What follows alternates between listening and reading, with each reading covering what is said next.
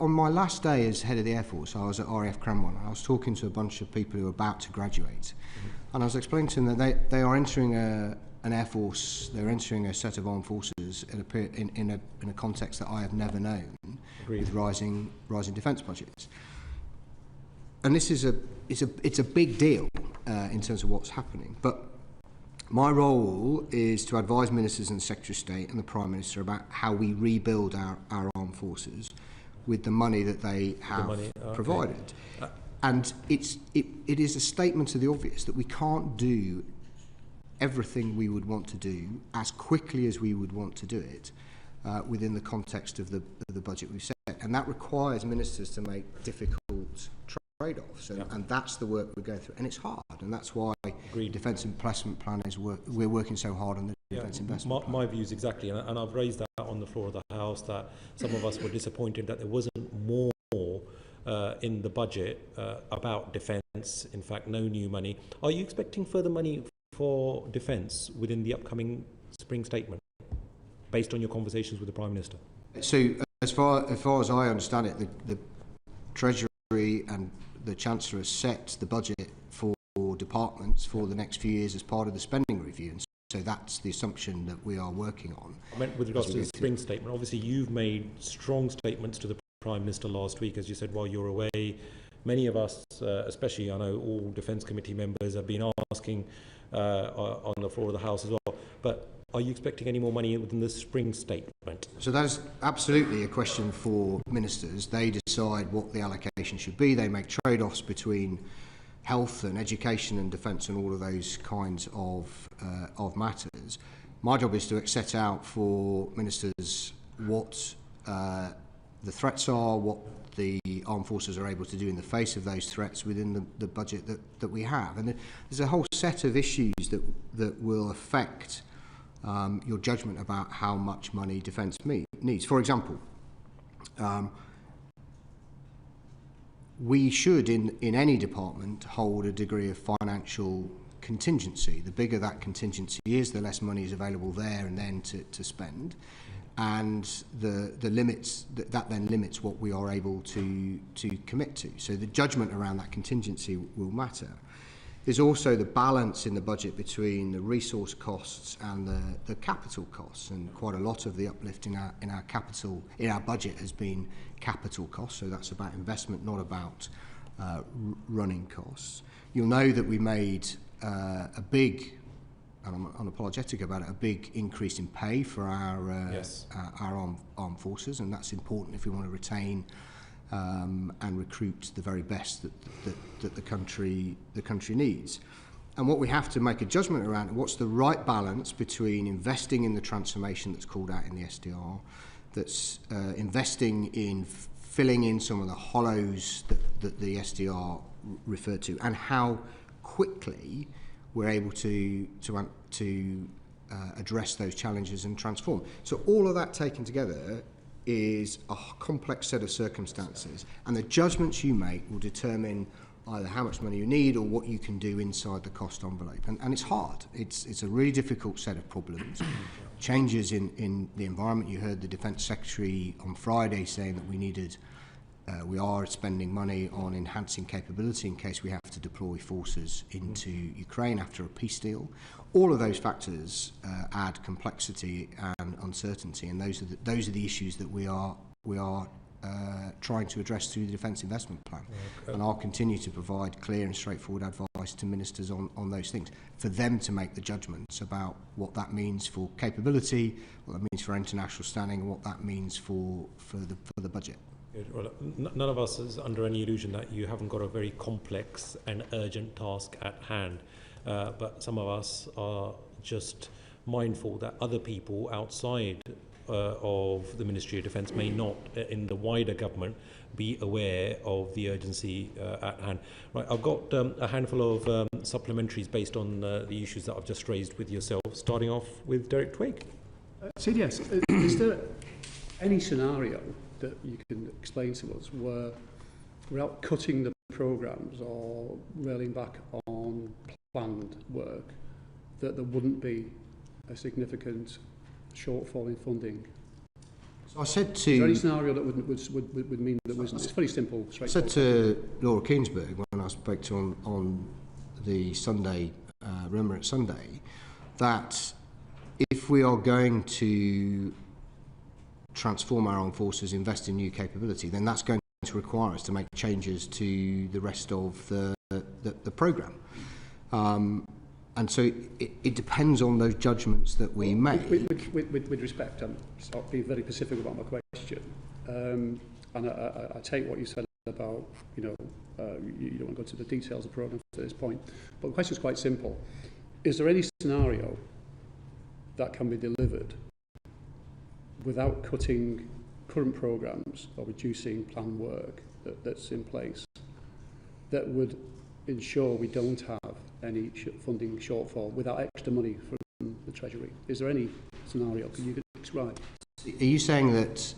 What I'm trying to say is there any possibility based on what what you're currently looking at, which doesn't involve cuts to programmes or again putting back programmes for a number of years, which wouldn't bring about a funding shortfall without extra funding from the Treasury? Is there any scenario? So I think your question is that if we wanted to do everything that's currently in the programme and do all the extra things in the SDR, could we do that with the budget that we've got? And the answer is no. I mean, it's painful. It's absolutely true.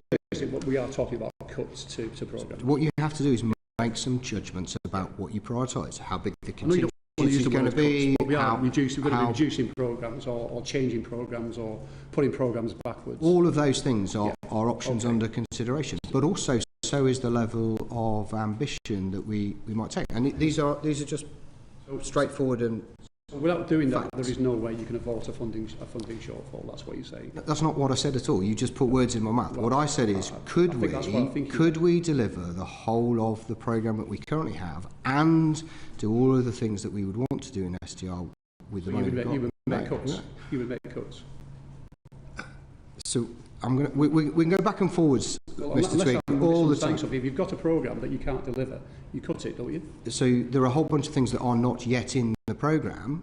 So because we have choice over delay or decide not to go ahead with them. So you have choice over how quickly you want to do them, and that's it. I mean, it's just a straightforward thing. Okay, right? And I know you want to kind of put words into my mouth, no, but it's important that we. I think I understand exactly what you're saying. really I think obvious. we all understand from what we just said that you cannot continue the way you are without avoiding cuts to No, the you see, programme. I didn't say that, Mr. Twigg. You so keep you're putting not that going to cut the into my programme mouth.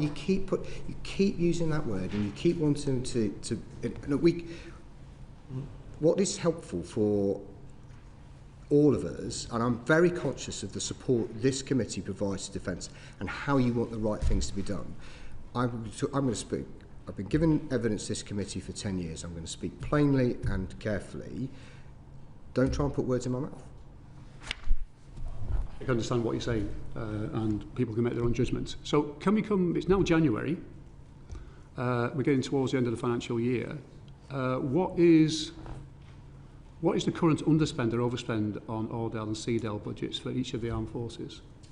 So under the new system, and I know you've asked a lot of questions about this, under the new system... Which the Department refuses to answer. I think you've had answers to the questions. No, they're not answers. The side. One of the few things that I don't have responsibility for is answering parliamentary questions. So I'll let you pick that up with the Defence Minister when he comes. Anyway, maybe you can answer it. Yeah. But under the new model, the funding flows to the military strategic headquarters, to me, and then down through the commands.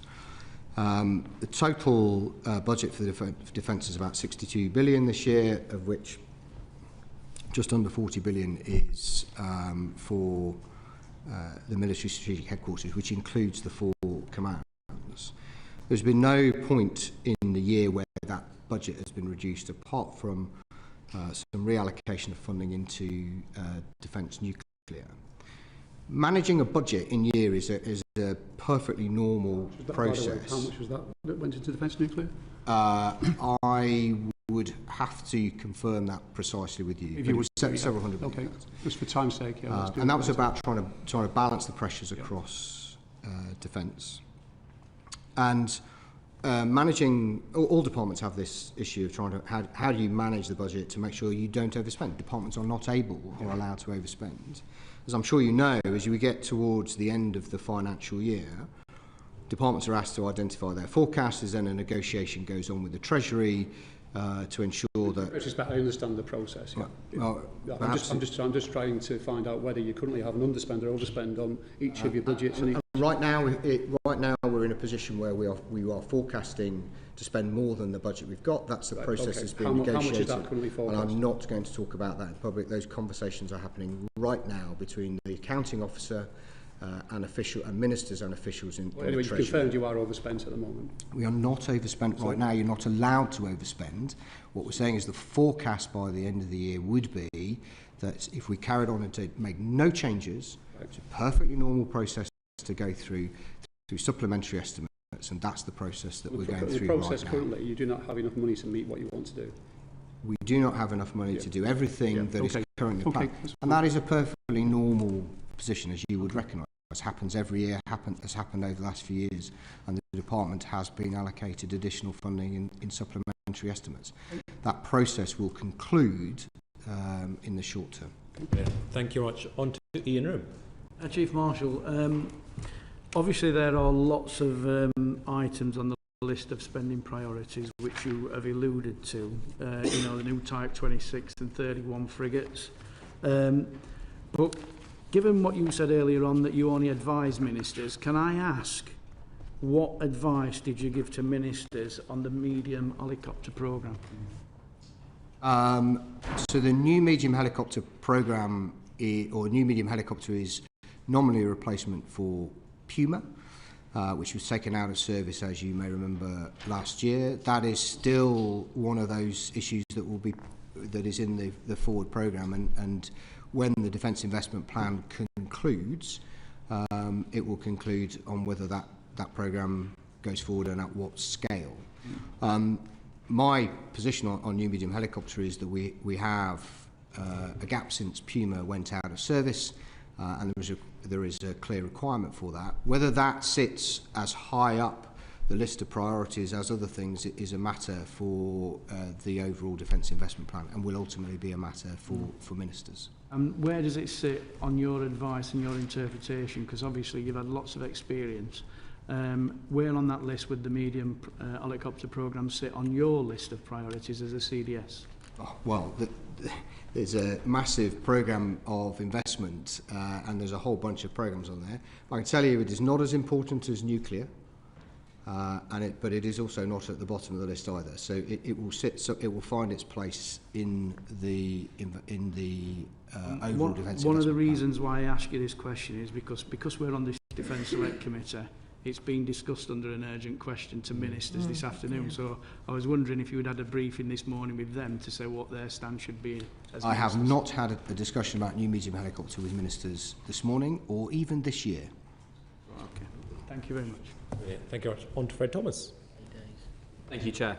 Chief Defence Staff, you had a meeting with the Prime Minister before Christmas that you just mentioned earlier, and you said that the figures in that meeting were classified. So all the details of that meeting, all the papers were classified secret.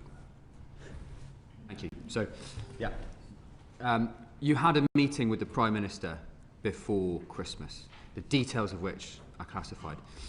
You define one of your roles as advising ministers, including the Prime Minister.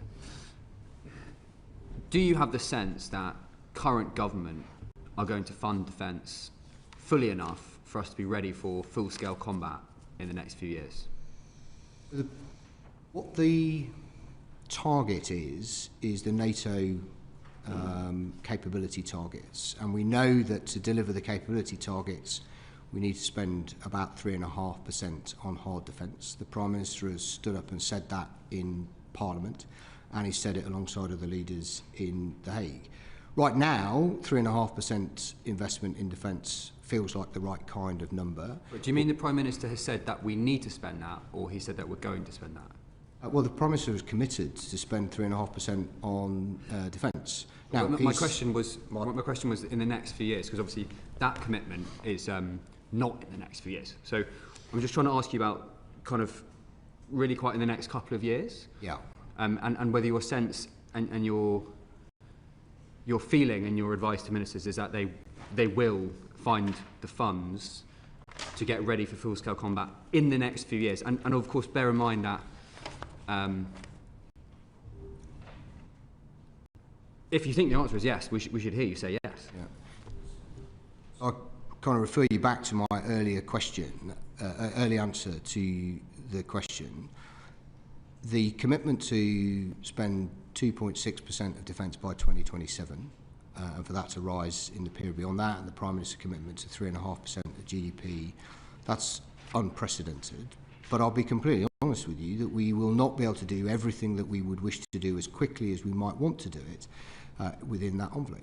But that is a matter for judgment for ministers around the trade-offs that they have to make. My job is to make sure that ministers understand the consequences of whatever is in the programme, and that we spend the money on the things that are going to add the most value and make the most difference. Okay, thank you. Brilliant. On to Jesse Norman. Thank you very much, Mr. Chair, and thank you, CDS, for coming in. I draw everyone's attention to my register of interest in relation to training and technology.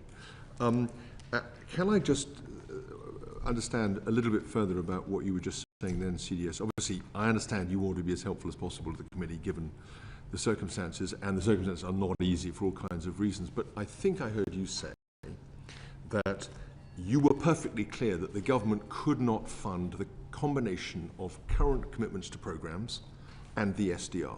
Something has got to give in some way compared to a level. That might be a level of ambition, it might be pushing stuff to the right, it might be the word we don't use, beginning with cuts, you know, that, as it were. But I think that was what I heard you say. Was that right? Partially, Mr. Norman. So what the point I'm making is that the SDR set a headmark of 2035, and it would be there will be limitations in terms of capacity of industry. There'll be limitations in our ability to recruit the number of people we need. There'll be limitations financially. My point is we cannot deliver everything we might want to in a very short period. In a very short period of time. It might at the I mean, as it were, you can imagine small in-year savings, additional funding. If that remains what it is, you might have to cut a platform. That might be something, that would be a major change required to fund other activities. Is that the kind of thing that's being discussed at the moment? So there's a whole range of choices that we might have. I laid out some around things like levels of contingency, the speed at which you might do things. There are things that will go out of service and be replaced, and the question is whether we can accelerate that replacement, whether we can bring in new capability, modernise. We talked, the First Sea Lord talked recently about this concept of Atlantic Bastion, providing additional capability through autonomous systems. So all of those are in play, Mr. Norman. All of those are things that we big can capital consider. programmes, but also small in-year and multi-year revenue programmes. Yeah. So what I'm specifically talking about now is the big system. The in-year measures are all where Mr. Twigg was coming from, and Mr. Thomas. Let me just ask. Obviously, one of our concerns, we published a report on it, is on current readiness. Yes. The next 2 or 3 years. Yes. So, can you just confirm that all of the services will see an increase in disposable cash flow over the next couple of years that they can spend on improving readiness as a matter of resource funding? You hinted that resource funding was coming under additional pressure, but can you just confirm that every one of those services is going to see an increase in its disposable cash? Yeah, the increase in the defence budget is quite significant. It's about £11 billion more in 27 than it is this year, and that's in cash terms, and that will flow. A proportion of that will flow to yes. MSHQ through me. Exactly that. Okay. Yes, exactly. Brilliant. Okay, that's great. Thank you. I just wanted to speak that. Is that obviously the government's put a bit of a gag on senior members of the armed forces speaking. Has that been a constraint on you or some of your colleagues? I haven't felt gagged in any way, shape or form. It's a long-standing requirement for senior people to get permission to authority to speak, to make statements. So tonight I am speaking at the all-party parliamentary group for the armed forces. I have to get my words or bullet points cleared through the system. So it's not being gagged, but it's a normal part of the process. They've obviously and it has been true. It's clear that they've and it's been true under all. As long as I've been a senior officer, that has been the process we've been through. It's nothing particularly new. How confident, I mean, on a scale of kind of 0 to 10, 1 to 10, low confidence to high confidence, how confident are you that any units that we deployed in Ukraine would have sufficient equipment, training, rotation schedules to be able to maintain a safe capability there? So I'm confident we will deploy people to ensure that they are safe, but you'll know, Mr. Norman, there is no such thing as zero risk in operational environments, and it's the job of the military leadership and with the support of ministers in decision making is to judge that level of risk and make sure that the benefits that we get from deployment outweigh any risks that we might have. And you will have heard the Defence Secretary say in Kyiv on Friday that we're committing in this financial year a couple of £100 million to improve just on equipment, training, rotations.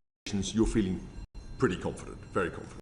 Yeah, so we won't deploy our armed forces if we're not happy that they're going to be safe, and I'm confident, having been closely involved in the work on the coalition, the willing planning, that we have a means of meeting the requirements that have been set, and this additional funding will reduce the risk that they might face. I just come back to the other point you raised, which I thought was important, which was in relation to NATO.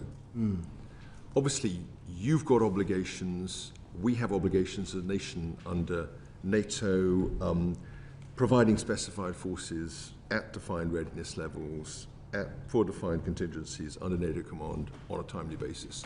How confident are you that we are meeting our operational and strategic commitments to SACA in all our various domains? So, what has happened over the last year or so has been an increase in what that target is. I mean, that's the process that NATO goes through.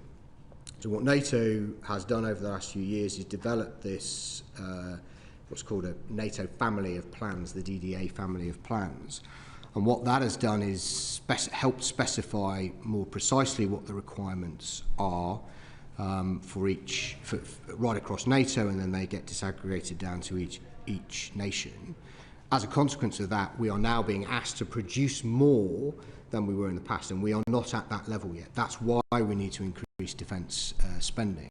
What I can tell you now is that, and I speak to Sakya, it sometimes feels like daily, but certainly weekly, about what his requirements are, and he is very happy with the quality and capability of what the UK provides. But I'll be very honest with you, Mr. Norman, we have to do more and do better. So that's important. So you're not very confident at the moment, but you are hopeful that the track you're on will get some confidence. When do you think that will be? So my point is not about confidence. My point is that the demand on defence has gone up. Right. But when are we going to meet those SACA plans that we've discussed? And we will, well, you will need to be spending the full 3.5% before we can meet the full demand in broad terms. But that process will take a number of years, as has been set out in the strategic we won't hit SACA's demands until the early 2030s. So if there's a war before then, we're all in trouble. The whole, and this is where I think we have to be really careful, because the purpose of NATO is to deter Russia from attacking us. The way we do that is we demonstrate that we're ready to fight and win.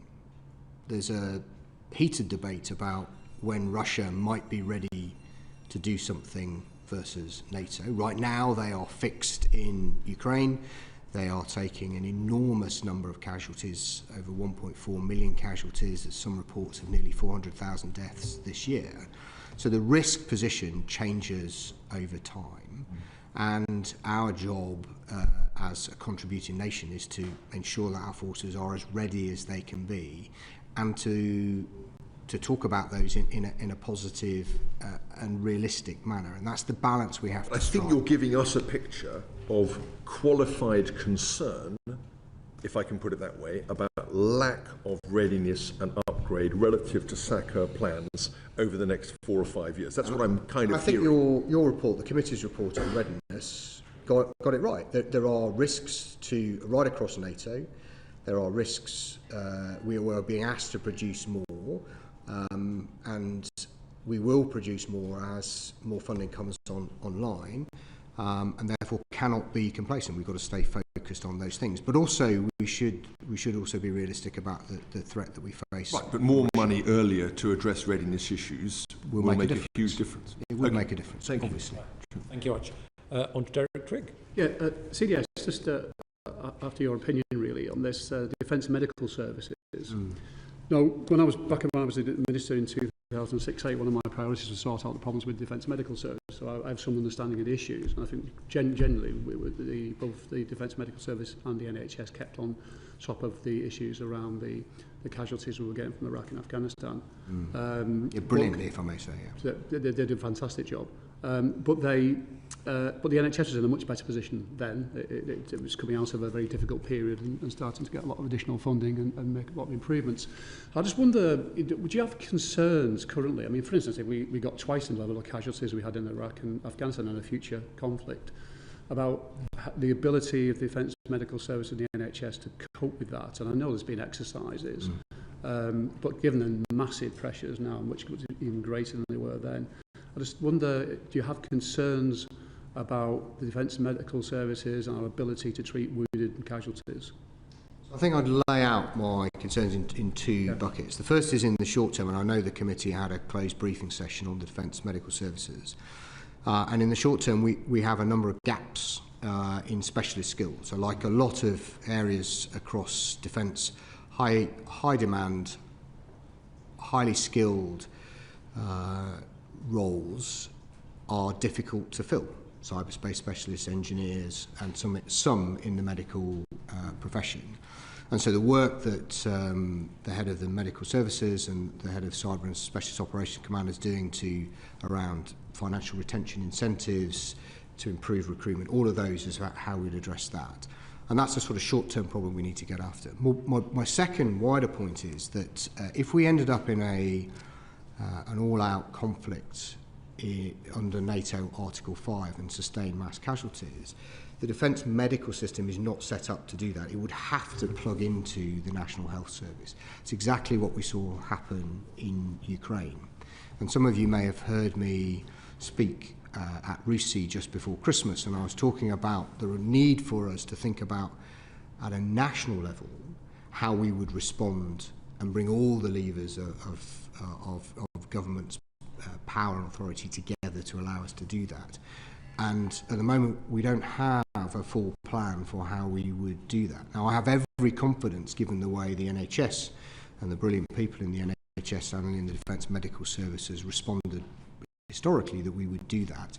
But right now, we don't have a complete plan for how we would mobilise the National Health Service in the event of an armed conflict at a NATO Article 5 level. So those are the two things that we need to address. Do you have any idea when that plan might be in place? And I mean, I'm just trying to get the sense of urgency here, and your concerns, because it's one thing that service personnel, if they're going to get wounded or hurt, they want to make sure they've got the best possible health services available to them. So the National Health Service and our Defence Medical Services already work very closely together, and you'll know that quite a lot of the majority of our specialists actually work inside the National Health Service, even though they're in uniform. So that works well. There's more we need to do to enhance that. To get that plan, so there's a wider piece of work run by the Cabinet Office, which is about developing our national defence plan and structure. And you would be right. It would be right for you to talk to the Cabinet Office about that.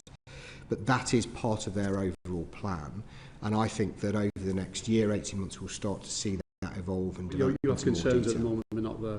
So we don't have a holistic national plan for how we would mobilise the National Health Service in times of all-out war in Europe.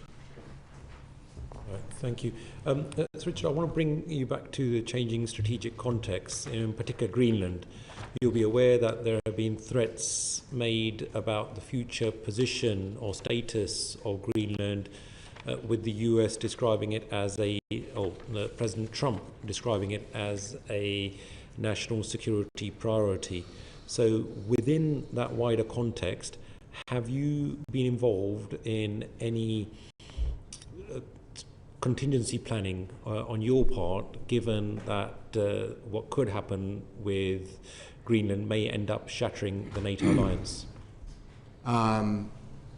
So it won't come as a major surprise, I suspect, that I have not been involved in plans to directly to defend Greenland. What I can tell you is that Greenland is part of Denmark, which is part of the NATO, which is part of our overall NATO area of responsibility. I've heard and seen the reports of what US officials have said about their concern around the security of Greenland, particularly against Russia and China. NATO provides an impeccable security guarantee for all those nations that are part of NATO. The Danish Chief of Defence Staff is bringing together a range of chiefs of defence this afternoon. Sadly, I can't go because I'll be talking to the all-party parliamentary group this evening. But we look at it as Greenland is part of NATO, and that's the context in which we see these issues. And ultimately, anything else is a political matter. But from a military perspective, it's part of the overall area of responsibility for NATO. Okay, I believe Martin wanted to come in here as well. Thanks, Chair, and thanks for coming, Chief Marshal. I just want to pick up the theme that Jesse Norman and now Tan's spoken about. So we have, the family of plans is asking for more. There are higher requirements from NATO. We're talking about more deployments. We're talking about coalition of the willing in Ukraine, perhaps defence of Greenland, not defence of Greenland, but NATO training missions. There's some sort of NATO deployment to Greenland. We have ongoing commitments in Estonia. We have agreed to back up Finland effectively. So there are quite a lot of demands on our time, yet the military is getting smaller and there are funding gaps spoken about. So I wonder if I could just ask something very specific. In talking about the coalition of the willing, and figures of 7,500 have been bandied about, which is 20,000 when you do the rule of three to have a roulement. Obviously the army's only got about 50,000 deployable. Where specifically is the risk? Because we can't put 2,000 troops with the roulement into Ukraine and not be taking risk somewhere else. So is that risk in Estonia? Or is it that we can't back up Poland? What's... Yeah. It's probably worth me setting out the strategic question and challenge associated with the security guarantees for Ukraine and security guarantees for NATO. This is a conversation that my Chief of Defence colleagues and Sakure and I have had. The agreement that was reached last week in Paris with the Paris Declaration, signed by UK, France and Ukraine, is remarkable. What's even more remarkable, actually, is the commitment that the US have made to security guarantees. And I don't know if you saw the press conference, but Mr. Witkoff and Mr. Kushner both made very firm commitments, and it's the strongest security guarantee that we've ever provided.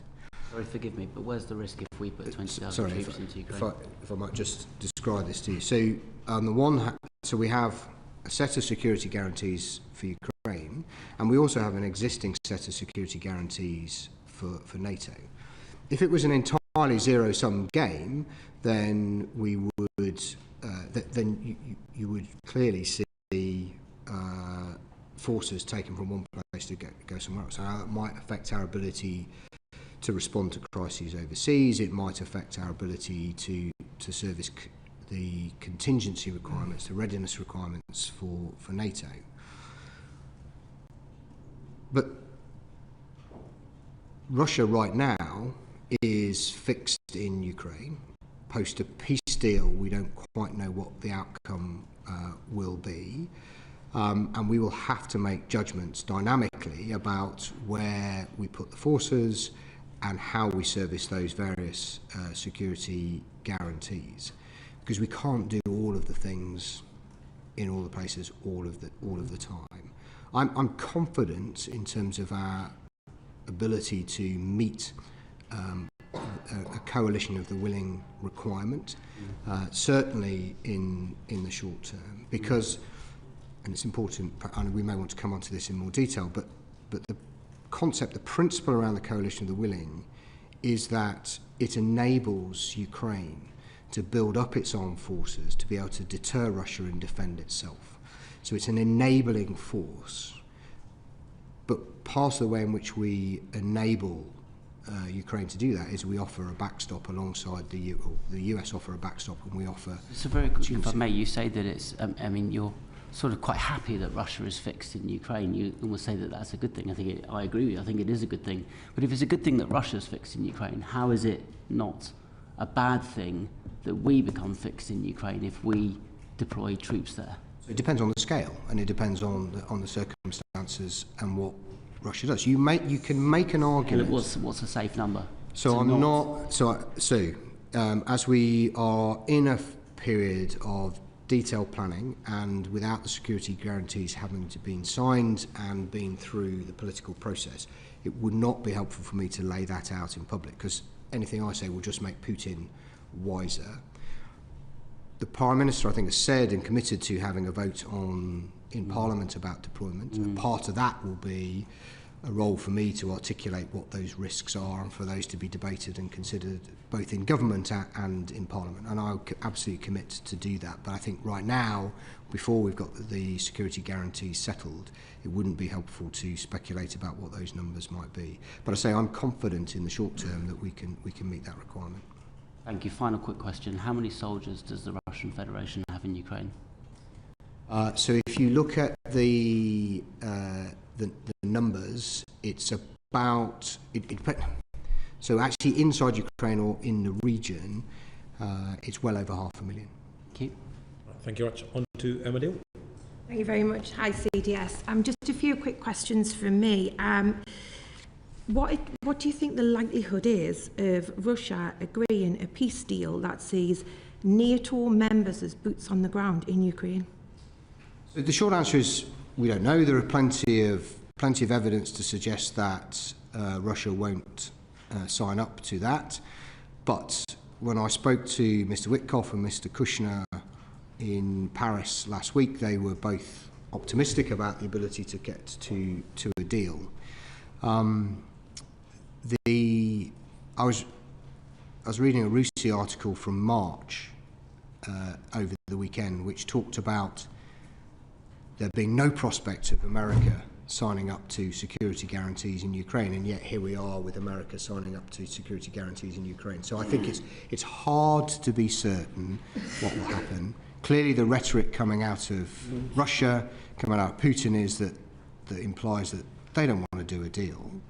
And I always say that there's one person can stop this war right now, and that would be President Putin. But I would say we have moved on dramatically, and pressure on Russia is increasing as a consequence of the coalition of the willing, the role that the Americans have played. And so we will have to wait and see. Why do you think other members who are part of the coalition of the willing haven't given any similar security guarantees that UK, France and the US have given? So they will do, I'm certain of that. The leadership is with the UK and France, and the decision was to make a declaration in Paris and to lead the way. But I'm absolutely certain that other nations will make those commitments, and we have a whole range of those nations represented in the operational headquarters in Paris and fully involved in the planning. You'll recognise that lots of different nations have different legal bases for deploying their forces, and they will need to be settled. But yeah, I'm absolutely certain others will join that. And of course, CDS, you know as well as I do that a vote in Parliament isn't needed for any of this. It's royal prerogative. So do you envisage that if things are moving quickly, that actually the vote in Parliament will come after any... that would be entirely a matter for ministers. Thank you very much. Let's now move on to modernisation and readiness issues with Calvin Bailey. Chief Marshal, the equipment plan from 2023, which underpins the Defence Investment Plan, had a substantive. We can talk about this number, £29 billion shortfall, which was the MOD's figures. It's actually a bracket of 7 to 29. NAO said about 16,000, but they're all public, and so we can point to those. NAO was clear that the gap didn't arise as a result of inflation or for external pressures. It arose through different behaviours by top-level budget holders and their different approach to the Defence Investment Plan. So the Royal Air Force and the Royal Navy both included full predicted costs where they appeared unaffordable. The Army produced an affordable plan but then accepted risks that capabilities wouldn't meet the government objectives, and the report's quite clear about that, and we tussled over this on the Public Accounts Committee last year. Is the NAO's premise about how the gaps arose something that you agree with or not? As you know, Mr. Bailey, I'm very familiar with the Equipment Plan report and the NAO's various reports on it, and the reason why it's a range is it depends on what assumptions that you make. Some of that is about uncertainty in future costs. Some of that is about what you assume in terms of the ongoing upgrade costs, for example. But the basic NAO is got a bunch of smart people, and they are right that depending on what assumptions you make, you can make the cost go up or down.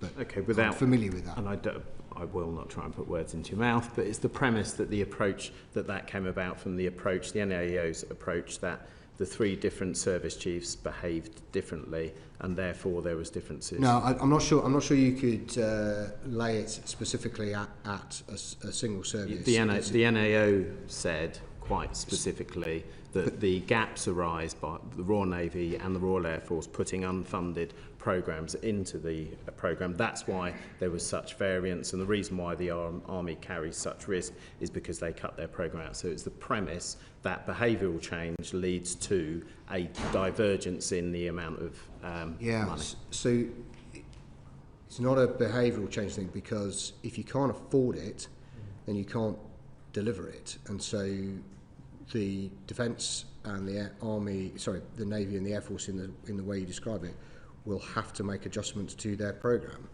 if you're going to live within it, and that might be about delay, it might be about reductions in numbers. There's a whole bunch of ways in which you can do that. I don't think. I think where you're going with this is that there's some kind of deep cultural difference of approach between the three services. I'm not sure I share that view. Okay, well, so that's straight from the NAO report, and the point I'm trying to make is the one that you have just made, that actually there is a need for behavioural change, and that was the point of defence reform.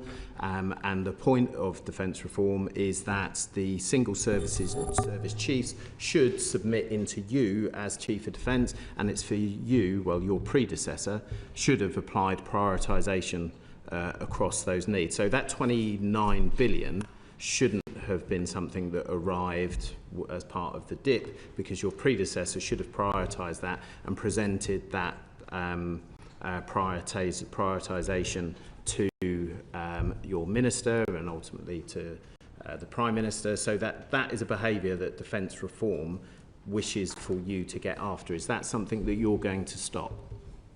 Just remind me which year the equipment plan you're 2023. It's a 10-year programme. See, we know it's all capital expenditure, so those errors, unless there was some big gee-whiz thing that I'm not aware of, that £29 billion would still be in the programme as a deficit. Or somewhere between 7 and 29.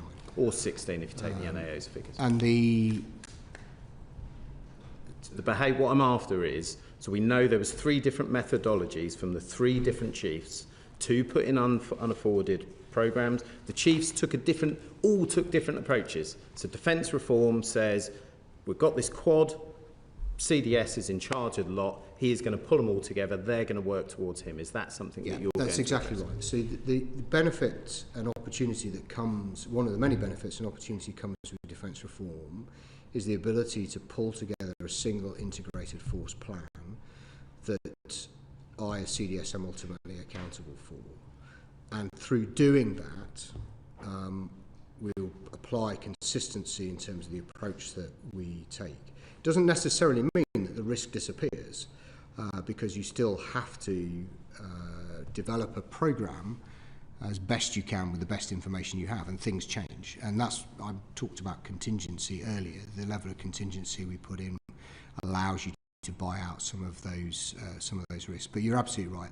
The defence reform model offers us the opportunity, with the money and tasking flowing through the CDS into the single services, to make that a more coherent and systematic approach. Got it. So if that is the case, and that we require all the services to submit costed programmes on a common basis with no uncosted options, and to force explicit trade-offs between the services before it reaches the ministers, why have we got an uncosted SDR? I'm sorry, you're going to have to just explain that to me in a bit more So detail. the logic is that prior to it arriving at ministers, the single service chief's behaviour should be to submit costed and affordable profiles ahead of it coming to ministers. Yeah, so why are we in the situation that a couple we're of in? things. So firstly, the SDR was an external report. It wasn't done by anybody inside the department. And secondly, the SDR did not go into the details around the programme. That's what the Defence Investment Plan is for, and that's the approach that we're trying to take with the Defence Investment Plan, is to make sure that we understand the costs associated with it and the trade-offs and the risks that we're taking. And that is entirely in line with the evidence that we've received here at the committee. Lord Robertson came before us prior to the SDR and said that reprioritisation of roles, capabilities, activities and support may be made in terms of the current defence programme, which implies that there should be down arrows and that we should expect to see things stop. However, after the SDR happened, General Barons came in and was quite cocksure and cock-a-hoop about the fact that he had not been asked, or they had not been asked, to do prioritisation. So at some point a decision had been made to remove prioritisation that kind of undermines the whole point, or the premise that I think we agreed on, was that shouldn't have occurred. As I say, the SDR was an external document. It was presented to the department by the external reviewers, and they were not asked to produce a costed programme. And that's why, one of the reasons why getting the Defence Investment Plan is so hard, because we've got high levels of ambition over long periods of time that we are trying to address and do some of that prioritisation you describe. Okay, so you would accept, therefore, without putting words in your mouth, that the SDR failed to impose prioritisation and therefore allowed that £7 to £29 billion gap and associated commitment pressure to flow straight through to the Defence Investment Plan? There's a couple of things to reflect on. So firstly, that 2023 equipment plan was based on the previous budget. That was before the uplift to 2.6% in 27 and the commitment to grow beyond that. So that number will have changed. Second thing is that the SDR, as we've both agreed, whilst it did lay out priorities for improvement and modernisation and for filling in hollowness that it reflected on, it did not give us specific areas in which we should disinvest or seek to slow down investment, and that's the work that we have to do through the Defence Investment Plan. Okay, so there was activity and not prioritisation. I understand there is an amount of sensitivity about this, but I have to ask, what are the down arrows? Where are the capabilities, activities or support functions that could be reduced to support or do the things that the SDR failed to do, which is prioritise? I recognise why you and the committee will be interested in the detail of that, but I am not going to go into the details of the options that we're considering. I accept that, but I am here to ask. I can understand why you asked, Mr. Indeed. Bailey. Absolutely. With that, Chair. Well, thank you very much. Jesse Norman, I believe, wanted Thanks to very comment much. I on this just point. wanted to pick up one of the things you said there, CDS, which is that the SDR was an external document presented to the department. Well, we've had Lord Robertson in front of the committee saying specifically that they worked very closely with MOD officials and with the Treasury all the way through, and that there was specific care taken. There should be no surprises as to the costing. So it just feels like a disavowal for you now to say, well, there we were going along, and these suddenly like external reports gets presented to us, and we've got to deal with it. How does that work? I think both things can be true. I mean, Lord Robertson presented the report with their 62 recommendations, 67 or 62 recommendations, which were their recommendations to the department. The department, the Defence Secretary, did accept every single one of those recommendations and said we would get on with implementing them. That's exactly what. So accepted that these were proposals that were costed and accepted for purposes of procedure, planning, programming, and to move forward on that basis. So to come now and have us say, well, hold on a second, we had no idea the SDR was going to create all this additional cost, feels. That's not at all what. Well, obviously the Prime Minister thought it was true. So how does that? That's not what I'm saying. So my point is that if you look back in the history of these things, when we've done a integrated review in 2021, if we did SDSR in 2015, 2010, they were done internally, and the policy document was published alongside, or was done alongside, the detailed investment plan costings.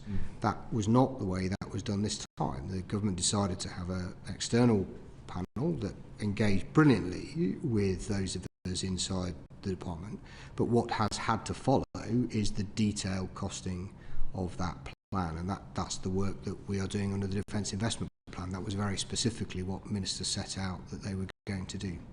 It was never actually costed. They did some work, they thought it was costed, but it wasn't really costed. We had not done all of the detail that we are doing right now to make that work, and that was a position that the government decided was the approach it wanted to take by having the independent review first and then doing the detailed costed plan to follow. Thank you very much. I believe Kevin Bailey wanted to come back on this particular point. Chief Marshal, just to come back on that, whose decision was it to take that out of the terms and references from the SDR? Where exactly in the department? So prior to the SDR, it's in there. PM says make it costed, make it apply prioritisation, fix the problems, and at some point, Defence said, "No, it's all right, we'll do that." No. If you go right back to the start of the process, the Defence Secretary agreed with the Prime Minister that we would have a strategic defence review. Note, strategic defence review, not a strategic defence and security review, and that the job of that team was to develop proposals for how we would improve and modernise defence. They did not ask them to do the detailed planning. That's why in that document it talks about the Defence Investment Plan. If you go back to I think the terms of reference are a matter of public record. And that's contrary to the evidence that we've received. Lord Robertson was quite clear when he came before us prior to the SDR that the prioritisation would be part of the SDR. By the time the SDR had come out, they were very explicit that actually Defence had said it would take the prioritisation, which is why we're expecting the Defence Investment Plan to do that prioritisation, and why I've got this big question about what on earth defence reform means if prioritisation is going to come in terms of Defence Investment Plan. It's not going to come from the Chief, like if it hadn't already got there.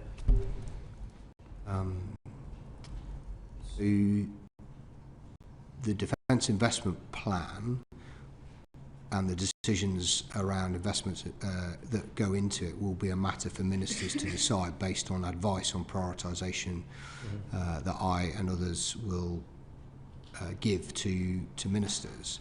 The point that you're making about Lord Robertson's perspective, I'm afraid that's not one that I recognise, and I'd have to go and talk to Lord Robertson about exactly what he means. I'm not aware at any point, and bear in mind I was Chief of the Air Staff at the time, I'm not aware at any point where the direction to the review team, the independent review team, was changed to ask them to take out prioritisation. I'm not aware of that. Right, thank you very much. On to Ian Wren, please. Just a quick supplementary question. Chief Marshal, just before Christmas I asked on the floor to the Secretary of State when the Defence Investment Plan was going to be published, and he said with great urgency, hopefully by the end of the year. That was after the delay in August, and then obviously it's moved to March.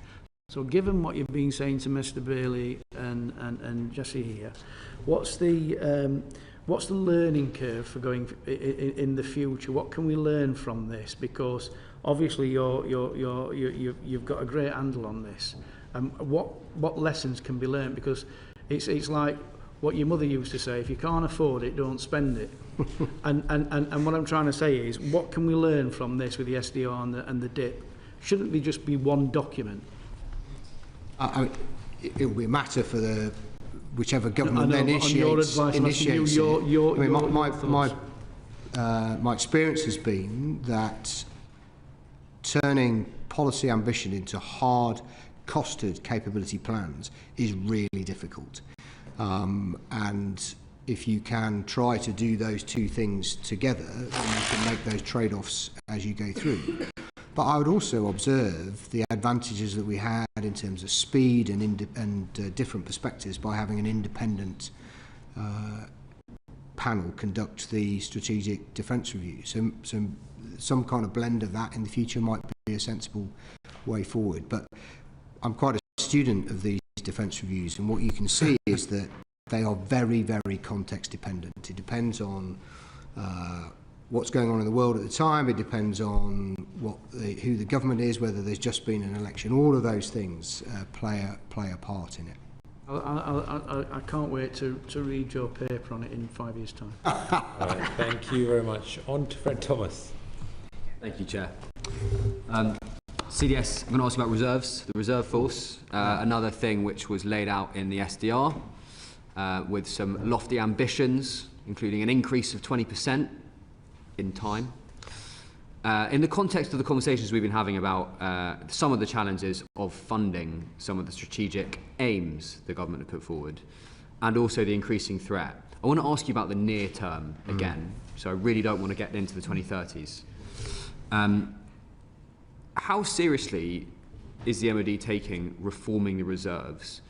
And we've had various review documents of the reserves in the last few years that you'll be familiar with, and yet numbers are falling, and the real estate that certainly the Army Reserve has is kind of noted to be further deteriorating. Can you just give us a sense of, with a bit of kind of your own take, now you're in this role, of like how important do you see the reserve force or not? So on your final point, the reserve is a fundamental component of the whole force. Just why is that? Because I personally transferred from the regular force to the reserves, as did other members. I've noticed that does not seem to be the case. So when you say that, when you say it's a fundamental part of the force, like what do you mean by that? Because it doesn't appear to be. So if you go to RAF Witten, which is actually a Cyber and Special Operation Command unit. Where we're going next week as a committee. Well, there we go. You'll see when you, well, particularly if you go to weekends, you'll see that the reserves are critical to continuing to sustain and maintain the intelligence work of that unit over those quiet hours. I was there just before Christmas. I used the place for special communications, and I know that there were reservists supporting the outputs then. So I think the reserve do a number of things. In terms of delivering our outputs, they do that day in, day out, particularly specialists. And I would point to people like those who are at Witten, who are intelligence specialists, who are able to provide additional capacity, particularly at weekends, to do that. And there are specialist skills that are much more readily available in the private sector that are hard to sustain and retain inside the armed forces that we use, and intelligence, cyber are particular examples of that. Medical is another area, and so the reserves play a really critical part in those specialist skills. More broadly, though, as we think about how are we going to mobilise all of the armed forces in a state of rising tension and ultimately up to Article 5, that's where we build mass and capacity and capability through the reserves. And I would absolutely recognise, and Lord Peach wrote his external review of reserves, which the report we received just before Christmas, and it's not at the level we would want it to be, either in terms of the strength of the armed force of the reserve forces, or necessarily in terms of the infrastructure and kits that they get access to. So given what you just said about how integral a part of the overall force it is, in the document you referenced by Lord Peach, which is the Council of Reserve Forces and Cadets Association's Annual Statutory Report 2025, the kind of RIFCA scrutiny report, the number one top finding, based on the fact that all the numbers of strength is down, every single one of them, so fewer people are joining, even though the strategic vision is more of them joining. Right. The number one finding is this: the reserve lacks a clear and resourced sense of purpose, which they don't know why they're there. They don't know why they exist. And I take your point about niche specialists here and there, vital, amazing. And I think probably this committee has had time spent with other parts of the force where that being enhanced has been spoken about, and we all support that. But this overall part, it feels like the reserve force is extremely fragmented, poorly resourced, struggles to retain people, clearly is struggling to recruit people. Do you think it's ready to reform it, or do you think it works how at the moment with this separate kind of reserve force HQs? So my personal view is that we have to integrate the reserves much more closely into the way in which the forces operate.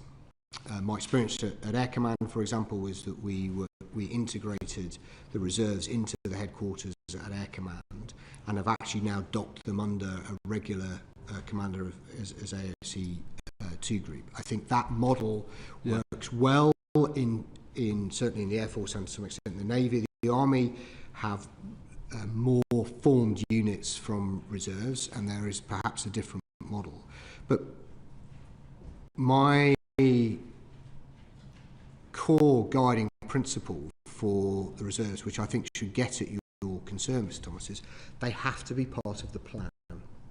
We have to be clear what the reserves are going to do and when, and that shapes how they train, how we equip them, and that gives that clear sense of purpose to our reserves. And I admit we are not there yet.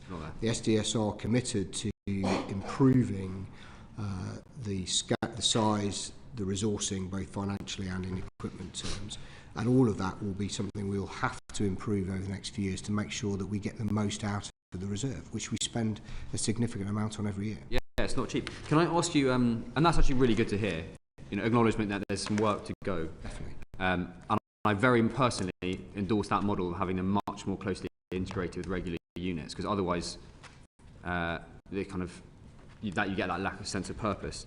Last question on the reserves.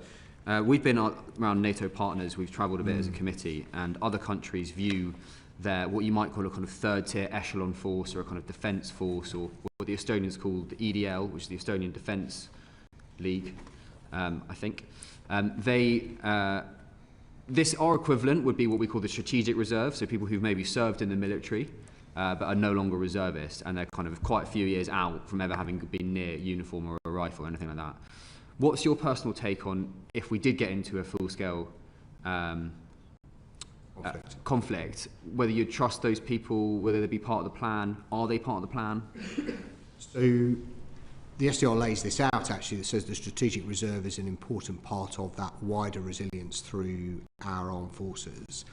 I am really confident that if we found ourselves in that rising level of crisis, those who had served previously had retired and gone out to do something, or gone into another area of, or another profession, or into the private sector, I am sure that many of them would want to come back.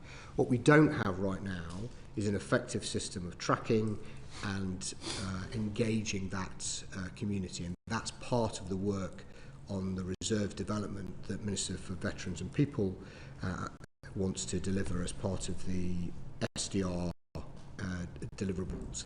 And I think that will be an important part of our overall level of resilience. And I'll be completely honest, we don't have a good plan right now to do that.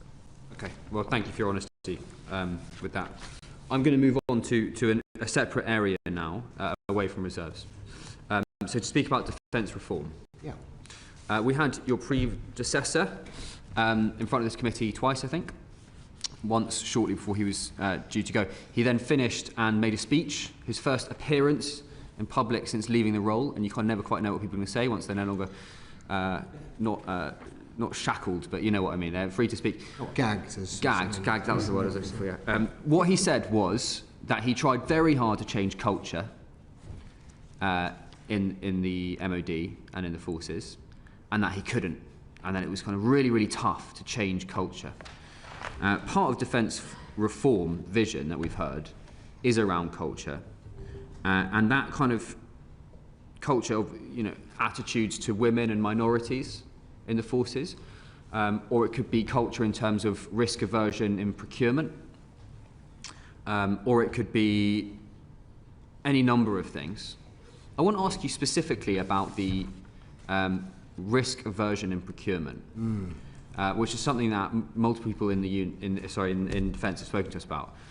And this basically is that for civil servants and uniformed people making decisions about what to trial and eventually procure, there's really no incentive to take risk, because you're liable to be sued by defence companies, and you're putting your career on the line. So culturally leads to a situation of stasis. And that, you know, that's not your words, but that's what I've heard from a lot of people. Do you have any plans to try and shift that culture? The short answer is yes, we have to. It's not a matter of do we want to, we have to. And particularly because of speed and speed of adaptation. I've been out to Ukraine 3 times in the time I've been CDS.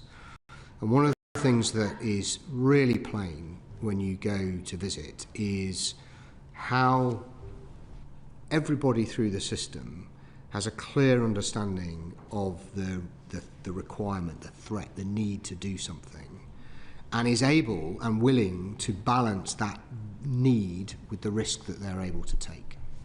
So I'm on record as saying that what we have done in defence over the last 30, 40 years is optimise a system for driving cost out.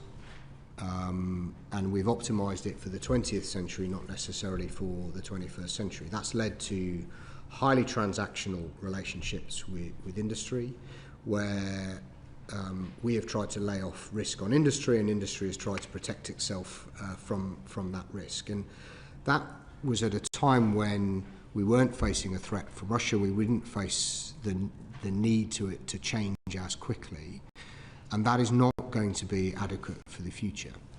I don't think it's fair to say that throughout the whole of defence procurement system no risk is taken. If that were true, then we wouldn't necessarily have some of the challenges we have in I don't think I said that, to be fair. In a number of areas.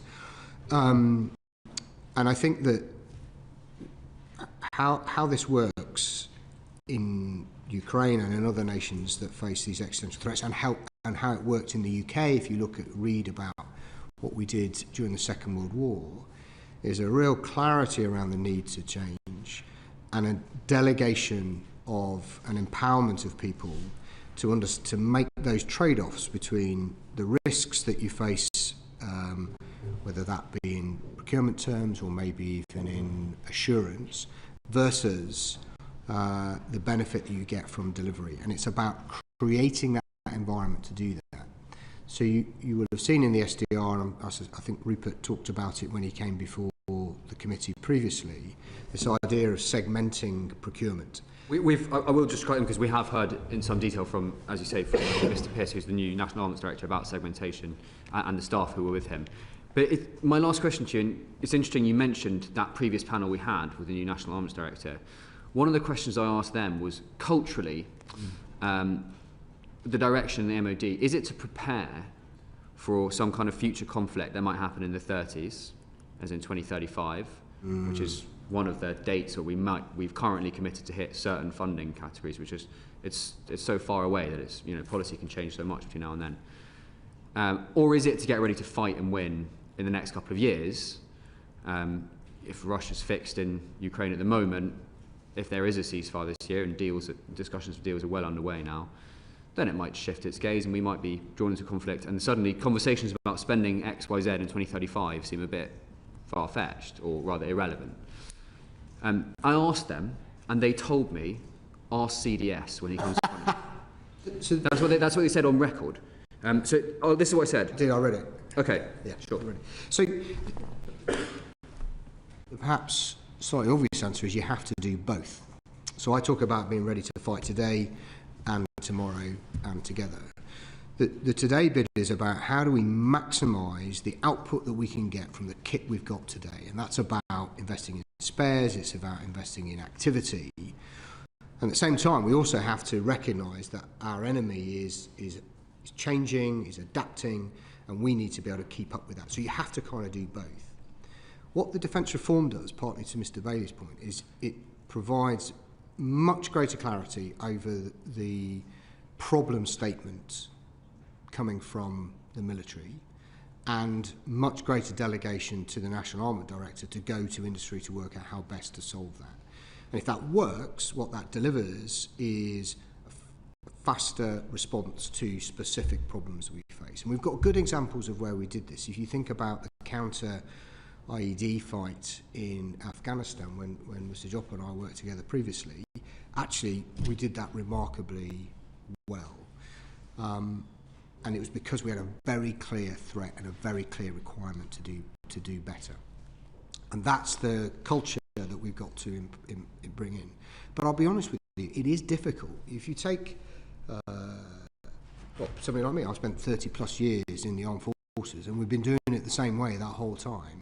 To shift that mindset requires real clarity over the requirement, the threat, and then delegating and empowering our people to do those things. And when things go wrong, because they might do if you take more risk, is we acknowledge they've gone wrong and we say it was in the greater good, and I may be using that defence in front of the committee at some point. Well, you're welcome to. You would be welcome to in the future. Thank you. Thank you very much. I believe Lincoln Jopp wants to come in on this point as well. Thank you very much indeed, Chair. I think we probably had a pretty similar briefing when the committee went to Ukraine, and what was so telling was the way in which they had completely bypassed a load of stuff in order to get the responsiveness to the ever-evolving threat. And if we looked at what they had cut out, and they'd effectively cut out the whole of the military chain of command above brigade level, they'd cut out the whole of the Ministry of Defence, and they'd cut out every single regulator. Now, if you want the responsiveness that you're talking about, institutions get the behaviours they reward. And you just said, you spent 30 years in the armed forces doing it in one way, which you've now acknowledged should be wrong. But the institutions get the behaviours that they reward, and they rewarded you with becoming CDS. And so, how are you going to meet this challenge? But you've grown up and been successful in a system that you now have to say, we completely need to change that wholesale, and I'm the man to lead it. So I think the point I'm trying to make is that that is a part of the acquisition system, which under the new model is the National Armament Director. What I can do as the head of the armed forces in this new model is be super clear about what the specific problem statements and requirements are, and be prepared to accept that we won't, in this new model, drive towards precise requirements 20 years in the future, but instead focus on what are we going to be able to deliver this year, next year, or this week, next week, and the week after. And that's the model that defence reform is trying to bring into place. What that will require is changes in regulation, changes in process, and it will require us to accept failure when it occurs, and to acknowledge that that was in pursuit of the greater good. And what gives me some confidence around this is that when we look at those circumstances where we have had that very clear requirement, we have swept away some of that process. We've swept away some of that regulation that has accreted and built up over 25, 30 years of the peace dividend. And I'm not in any way pretending that is easy, and I'm not in any way pretending that we can be complacent and it will naturally just happen. But I think we've seen the importance of it in Ukraine, and we've seen an example of how it can be done in Ukraine. And let's be honest, the Ukrainian system is not without its flaws or problems as well. And right now we're not at war, and that the challenge is how do we create that sense of urgency without creating this sense of panic and throwing all of the regulations that are established by this place out of the window, and that will be a consistent effort to carve that away over time. Thank you. Mike Martin. Thank you, Chair. I wonder if I might touch on Homeland preparedness and resilience. So, I mean, you'll know very well, NATO Article 3 mandates that we should continuously, I'm just quoting, and effectively maintain and develop our individual and collective capacity to resist armed attack. And that specifically, speaks to this question of national resilience, both in a military sense and in a non-military sense as well. How would you say we're doing on that? Not as well as I would want us to. I mean, that was really the central element of my speech at RUSI, is that we, those of us in this community, are familiar with the issues and risks, and we talk about it all the time. But it is not at the front of our minds right across the nation. And the example I gave in my RUSI speech was a report, really excellent report done by the Royal Academy of Engineering about infrastructure and about the need to rebuild infrastructure around things like flood defences, railways, etc. And I could agree with all of the elements in there, but at no point did it talk about doing it to build in resilience for the risk that we might come with armed attack or sabotage. And so we have to bring those things more to the fore. The Cabinet, following the publication of the National Security Strategy and the SDR, the Cabinet Office lead across government work to enhance these this thinking in these areas and to deliver those things. But this isn't free and isn't going to happen overnight. And I judge, and I've argued, that this, in a world where the demands on defence and the nation are rising, the risks are rising, that is a time when we should be contemplating and examining how we increase the resilience of the nation more broadly. So as we think about replacing upgrading signalling on railways, is how do we build in the redundancy associated with that? We talked about the National Health Service earlier. How do we think about holding stockpiles or building capacity and resilience to support us in mass casualty events? And that work is really relatively new and really getting going. And I know that the team in the Cabinet Office have said that they would be very happy to come and talk to the committee about it if that were helpful. Yes, you're right. It's absolutely about, is that bridge built to do X under duress? And there's a mindset shift as well. So I'm an MP for a constituency that suffered repeated water outages, including a 2-week one before Christmas. And towards the end of that, we had bad actors playing in the social media space around the water quality. So actually, you're a water company, you think your job is to supply water, but all of a sudden you're dealing with, malicious disinformation. And we did actually have to ask the Cabinet Office to get involved there. And I agree with you that stuff costs money, but plans are cheap. So do we have a national defence plan? We don't have a complete national defence plan Shouldn't yet. we? Yeah, absolutely. I mean, and the government is committed to doing that. Why don't we have one? So I think that it is a manifestation of the peace dividend. It's one of the most obvious, is that since the end of the Cold War, we have not prioritised those matters, and so as a consequence, the government for many years has not, of many hues, has not focused its efforts on developing that kind of plan. I'm pleased to say that partly as a consequence of what's in the Strategic Defence Review, that is changing. And when are we going to have the plan? So I would say that you will. The complete national defence plan, that is a question for Cabinet Office. As we're mandated to do, right? We signed a treaty. Inside defence, which is a component of it, we have a plan called Operculus, which is forms the basis of our national defence plan, and we will evolve and develop that over this year, and it will be an ongoing thing. But we will have a plan that I can point to where I understand the command and control arrangements, I understand how we will transition through war through this year.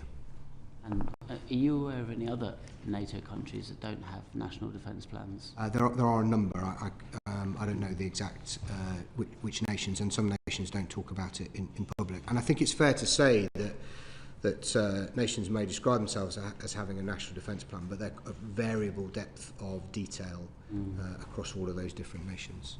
Our job should be to focus on us and making sure we have the plan that we need. Would you say that it's sort of letting the side down to not have one? I think, as you said yourself, NATO expects us to have a national defence plan, and that's why we need to work on it and build it. Thank you very much. On to Alex Baker.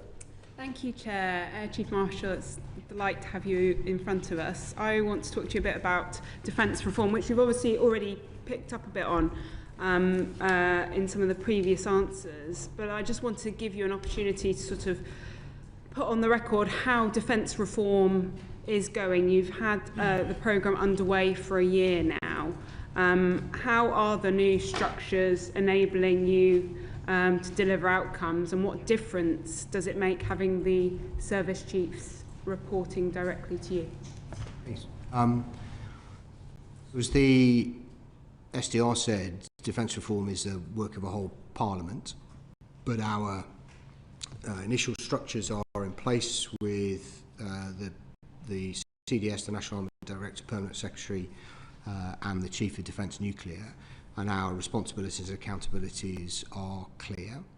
The underpinning processes, alignments of budgets, particularly the establishment of the portfolios of acquisition and how they are organised and what they face off to, that work is still ongoing.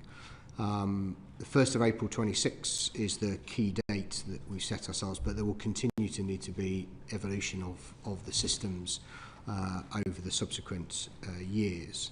In terms of how it's helping, I think that if you look at the way in which the COS committee has been operating, Chief of Staff committee has been operating, we spend more time together now. I think the conversations are at a more strategic level and are focused on building, a lot of it has been focused on the integrated force plan and how that will fit inside the defence investment plan.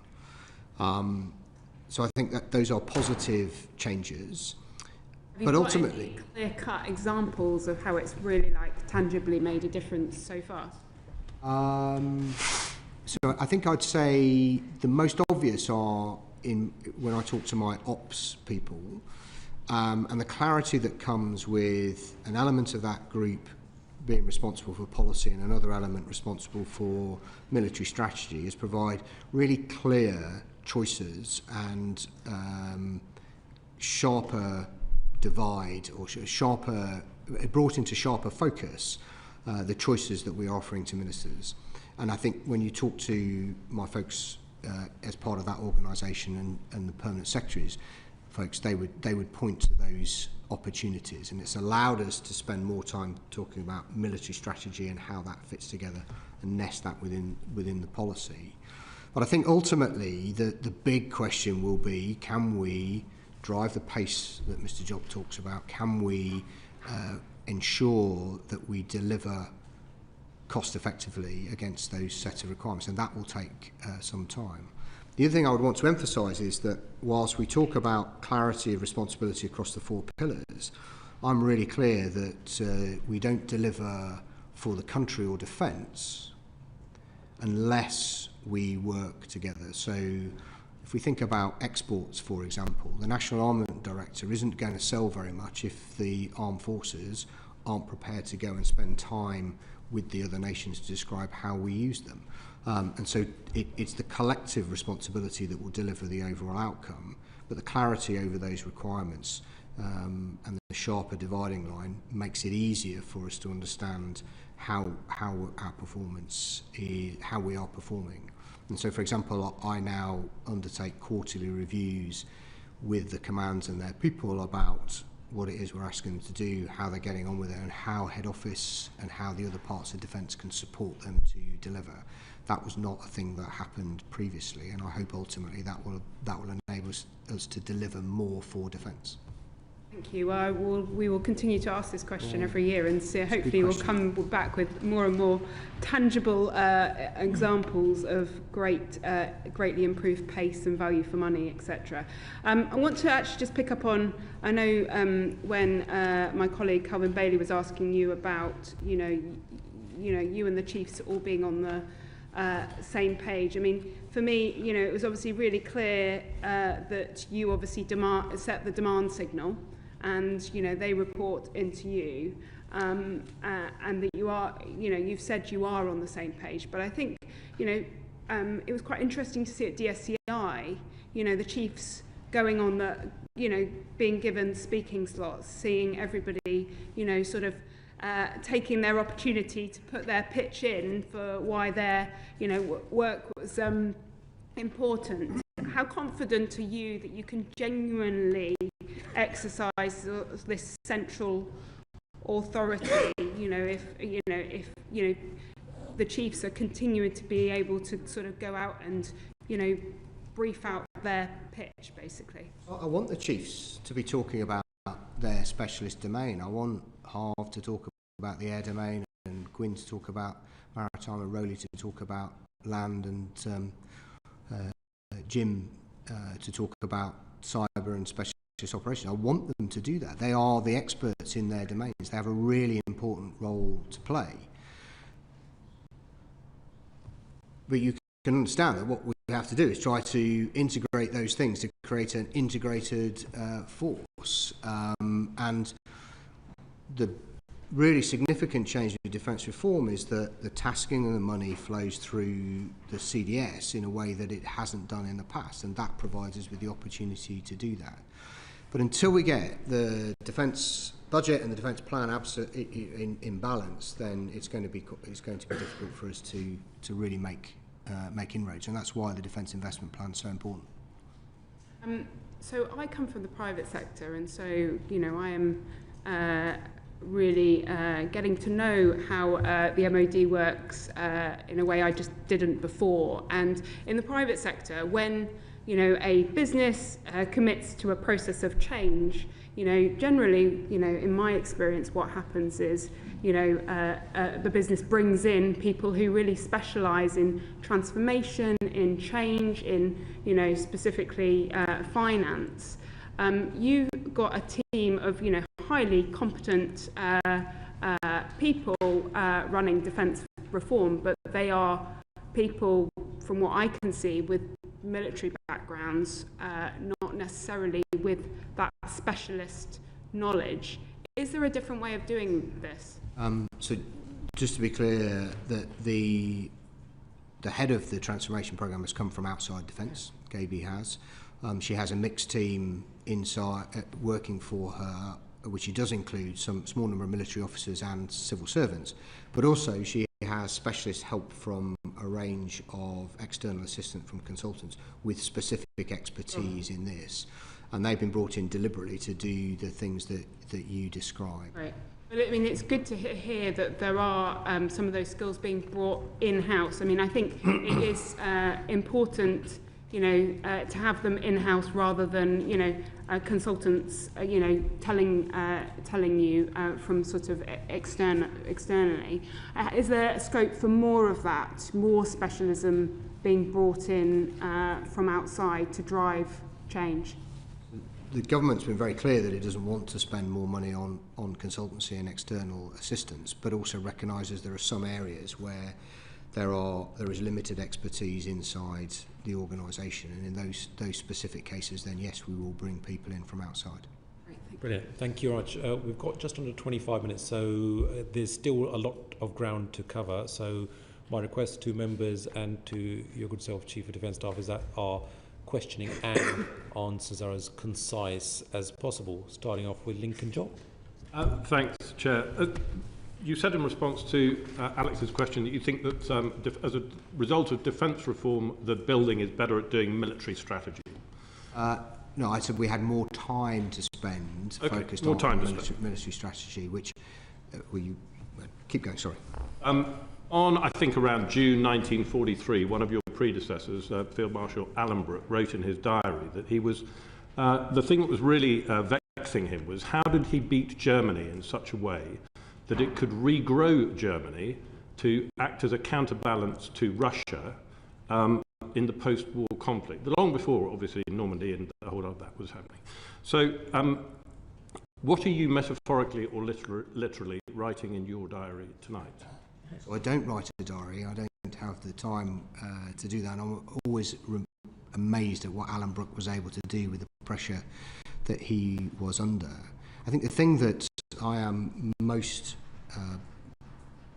bothered about in the near term is Russia, and how we get ourselves to a position where Russia concludes that they will not attack NATO or undermine our national security, but also at the same time recognising that in holding conflict below the threshold, that there will inevitably be Russian activity below the threshold of war, and in doing that, what we need to work is how do we work across all of the agencies, all of the levers of government to protect UK from that risk.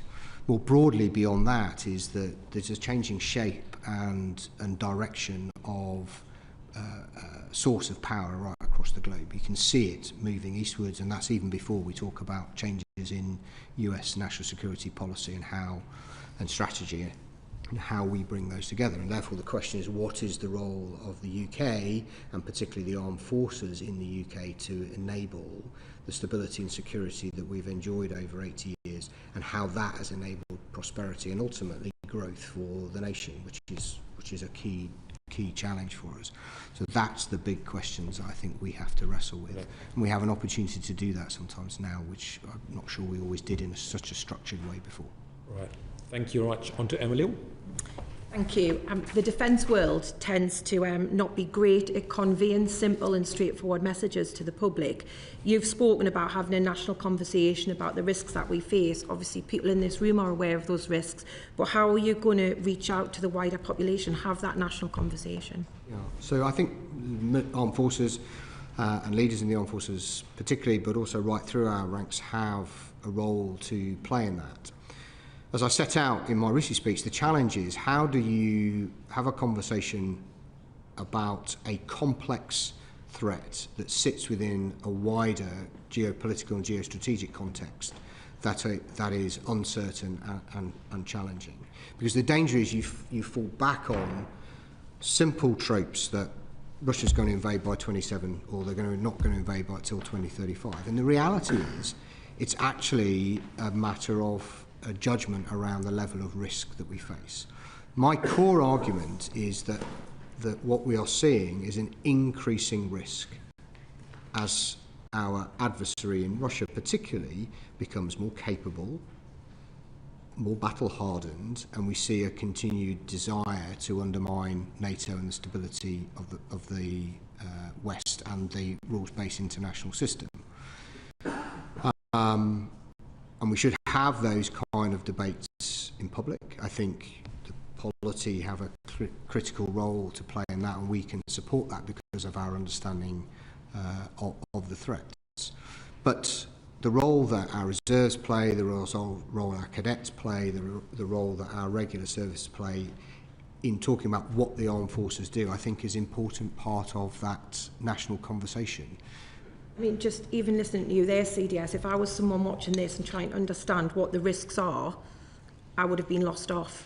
Do you know, just the average person on the street, if we're going to try and get them to understand what the risk is, don't we need to be a bit more blunt and slightly more alarmist with them so that they understand it? Because like you said, people are living in a cosy bubble of the peace dividend, and actually that's not where we're at anymore. But I think every single time I hear anybody in defence talking about it, I think the average person will be lost off within 5 seconds and just get on with their day. It's about making sure that they actually understand, and I don't think the public are there yet. And if the public aren't there yet, then how are we going to get them to be resilient?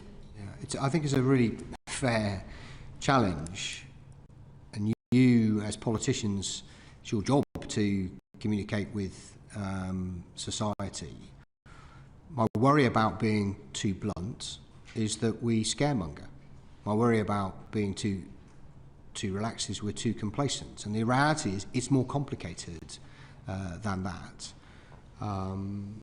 And I would be happy to take advice from politicians on how to do that in an effective way. But I think if we are too alarmist, that is unnecessary. But equally, we can't be complacent either.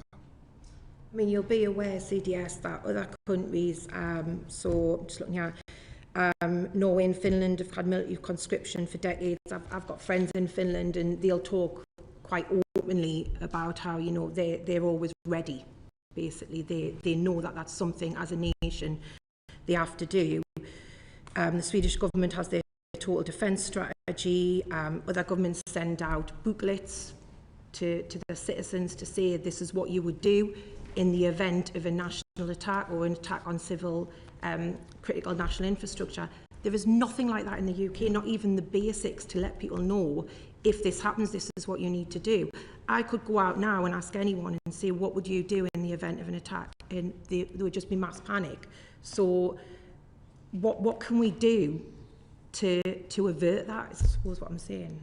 I spoke recently about the Swedish model where they have, I think it's annually, but certainly regularly, provide a booklet that goes out in Swedish, simple Swedish and English, and it talks about some of these issues. Some of it is about straightforward national resilience, so I suspect Mr Martin's constituents and the problems they had with water supply would cover off those things, but it also expands right the way out to armed attack. And it feels to me that those are the sorts of things that would be part of that wider national conversation. And they can be reassuring as well as realistic about the potential threats that we face. But it seems to me that we have to start with a description of what those things might be, admit that there's a degree of uncertainty about the likelihood of it happening, and then to use all of the means available to help educate society more broadly on what we might do. But it goes beyond straightforwardly thinking about whether you're going to store drinking water at home. It is about how do we encourage people to want to serve? How do we have the conversation with public that says we are going to spend more money on defence, and that will have consequences. And ultimately I think that is a political discussion, but we can help support that through the description of the threats. And I think that's one of the central dilemmas, is the public don't accept more spending on defence because they're not fully aware of what the risk is, and that's something we're always battling with as members of Parliament. And until we get something clearly out there and in an understandable format to the public, they're never going to accept that. Just another quick question from myself, Chair. The Defence Readiness Bill, do you know when that will be ready? I don't. My understanding is that it depends on finding parliamentary time for it, and I know it's a key focus for Defence Readiness and Industry, MINDRA, Luke Pollard and the Defence Secretary, and they're determined to try and get it in during this Parliament, but I don't have a precise date. Do you have any part to play in advising ministers what should be in that bill?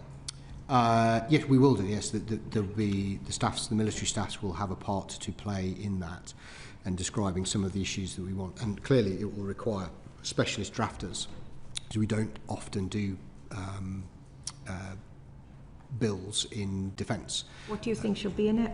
So a range of things, but it will be about how do we government gain access to private assets in times of crisis, how do we shift industrial capacity to particular areas of focus in times of crisis, and mirroring laws and responsibility, laws and rights that other governments have in other nations. The US is an example. Brilliant. So elements of those will be what we would need. Okay. Thank you very much. On to Ian Rowe. Right, thank you very much. Well, the time wraps here, so I'll be very quick. Air Chief Marshal, you mentioned at Russia, your speech on the 15th of December, that people are a critical role. In fact, the Rick Haythwaite also said that people are a pivotal military capability just as much as a new submarine or fast jet. You also said a pleasing thing that this committee is, when we've had General McGowan in front of us and we've had the Secretary of State and also General Dame Sharon Neesmith come in front of this committee about the retention. And one thing shocked me, obviously, from the last reports that we heard, that we had more people exiting than actually being recruited. You said in that speech, the latest figures just a few weeks ago, which had been then beginning of January, showed that the first time in 4 years more people joined than left the forces in the past year, which I think is a big achievement. So coming on to the wider broadness of the question is, can you give the committee an update on the Haythwaite, the Haythwaite review, and your assessment of where the armed forces are in relation to recruitment and retention? Because I do know that we've had briefings about the pinch points and those also where we've had to have given bonuses, which at the time one of our questions was, is this just sticking plasters? Because, particularly around your trade, which engineering. I mean, on the macro points, up to the 1st of October 25, which is the last time we had up-to-date data, more people had joined in the previous 12 months than had left. We've seen increases in those recruited. The Air Force was up to 37%. I think the Navy was about 24% increases in numbers of recruits. And we've seen a reduction in the number of people leaving. So I take all of those things as positive. But the net increase was only a few hundred over that year, and it needs to be bigger to fill in the gaps that have been created over the last few years where exits have exceeded inflow. There's a whole bunch of factors that will have played a part in that. Some of it is the financial retention incentives, some of it will be the pay rises, some of it will be for example, the defence housing strategy. Some of it is about greater flexibility, allowing our personnel to extend their services who want to. All of those add up to delivering the shift in position that you've described. I actually saw Rick Haythwaite last week to catch up with him because I was involved in his report. Effectively, his recommendations form the basis of the chapter in the Strategic Defence Review on people, and that is what we're driving at. You'll recall that Rick's report had, I think, 62 recommendations. That's a lot to get our arms around, so trying to focus the work as part of SDR delivery is focusing down on those things that are going to make the most difference in the short term. Part of that is about recruitment and retention, speeding that up and improving our retention numbers, and then the other part is really about providing that flexibility of service to ensure that we keep people in for as long as possible. Lovely. And just a quick one. On our visits as a Defence Select Committee, we have travelled to different NATO countries and spoke to British personnel, serving personnel, who are in NATO positions. One thing that came across to me, and I've asked the ministers this question as well, is the SDR is truly NATO first, and then we hear the terminology NATO first all the time. So what I'm picking up is sometimes when officers, serving officers or personnel are sent on NATO roles, it affects their promotion. This is what they're telling me, mainly because that another commanding officer may be from another NATO country, and it doesn't fit within the structures of what the career paths are set for people in those roles, because they've always got to come back and have experience of doing that role before they're considered for promotion. So if we're truly NATO first, how are you as CDS going to ensure that the culture changes so that actually their time spent in NATO command positions does not affect their promotion? Well, actually, I want to do the opposite. I want to actually enhance their promotion prospects of people who've been to NATO and then brought that experience back into the UK, and that's got to be the way we do it. And people will believe it when they see it and feel it, and that's the trick. And we're working hard at the Senior Appointments Committee, and I know the Single Service Promotion Boards are working hard to ensure that those who have got that experience have opportunities to promote. You picked it up as an issue. 100%. Yeah, absolutely. Thank you very much. On to Michelle Scroggum. Thank you, Chair. Nice to see you here. You've been very patient. I know, yeah, especially in this room. It's very hot today. We didn't deliberately turn it up just for you. But I wanted to ask, we were told in November in the House that there's been some new mandatory training introduced for senior military leaders on how to spot and respond to unacceptable behaviour. And I wondered if you could tell us a bit about that training, what it entails, and also if you've actually completed the training. So I'm not quite sure specifically what the reference was in the House, and I'm happy to write to you if you provide me with the details. But more broadly, in terms of the raising our standards work, I've been very clear since I started that this is something that needs to be led right at the very top of defence, and as the head of the military strategic headquarters, I need to lead the chiefs, and I've committed to us meeting frequently to consider the overall programme and the progress we're making against it. There are 5 elements that I see to the programme. The first of which is about leadership.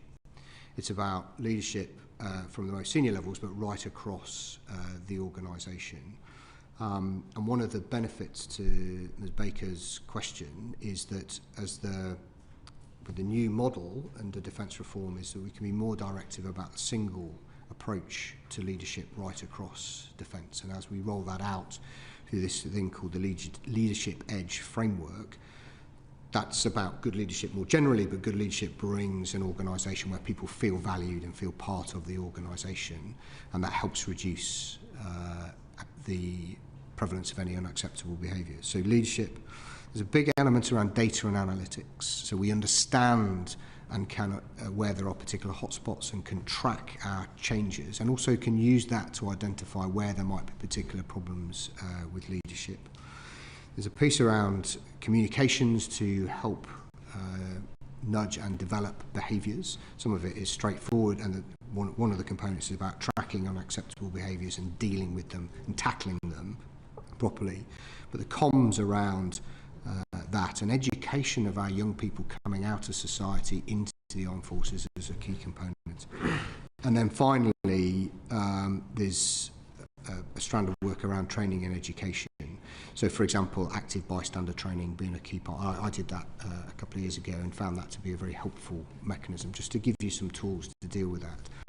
So I'll be tracking that with the chiefs, but also working closely with our DG, Director General People, and the Vice Chief of Defence Staff to drive that through during my time as CDS. I mean, this is generally about women in the armed forces, the unacceptable behaviour that they've been subjected to for far too long. Yeah. This is new training that's coming in. I'm quite surprised that you weren't aware of the actual training programme itself. Do you understand the message that it sends if you haven't actually taken that on board and completed it yourself? Absolutely right, but as I say, I don't actually know precisely what training was being referred to, because there's a whole set of training that we have to do as senior officers, which I am in date with and will continue to do, and continue to set the right example. This specifically is about spotting those behaviours and how to respond to them and then support victims? Well, why don't we work out exactly what it was, and I'll write to you and confirm one way or the other. Thank you. I mean, on the messaging in general, I would say sometimes it's so well embedded that it's never noticed. And on my first visit to Admiralty House, I would say that was one of the first things that I took away, was the fact that there was a huge portrait on the wall of, I think it was the 4th Earl of Sandwich's mistress. This beautiful portrait, but they were glorifying the fact that he'd got a 17-year-old mistress that bore him 5 children while his wife was in a mental institution. And I think some of these messages, they're so embedded for so many years that people walk past it and don't even notice. So I think that kind of training and awareness is definitely much needed. So I would appreciate if you could come back to us on that. We heard in December about efforts to test body armour, specifically for women, about the fit, and rather than it actually injuring our female personnel. Will it be treated as an urgent capability requirement should the armour be proved satisfactory? There are some very specific connotations around urgent capability requirements, but we would definitely consider it to be urgent. My understanding is that trial has gone well, and we will be bringing that. We are already bringing that into service. There's a special name for it. If you like, I will give you the correct name. But yes, we are bringing that into service. Is it for the UK? Because I understand it is going to be used for Ukraine as a priority, but there hasn't been any mention of being prioritised for our personnel.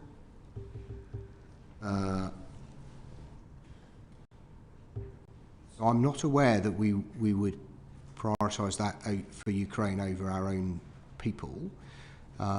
If we've been through the trial and it works, then we will introduce it across with our people as quickly as we possibly can.